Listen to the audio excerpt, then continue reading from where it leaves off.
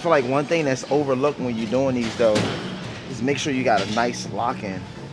I feel like people are so many people are so loose with the lock in and don't realize how the more you're able to stabilize and have everything you move as not gonna move as one, but in unity as one, it's so much easier to really focus on breaking down the area that you're trying to develop.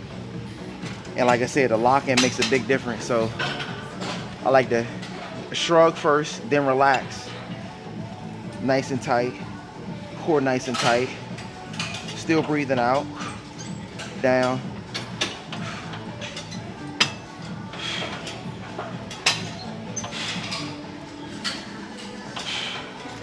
Now, do you have any preference on foot placement, like in terms of the width apart?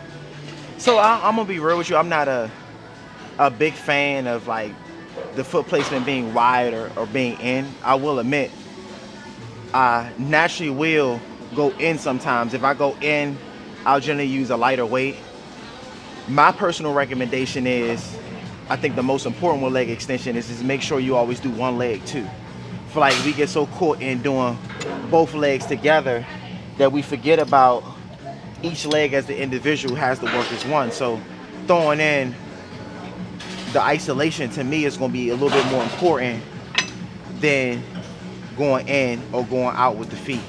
Average person, I'm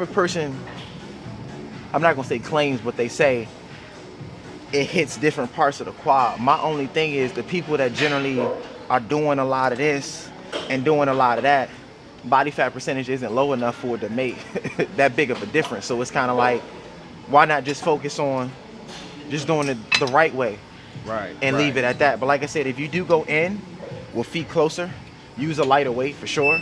If you go wider, you can use a heavier weight. Like I said, I'm more of same motion the whole time. Max I would do is isolation, one leg. I think that's far more important than going in and going out.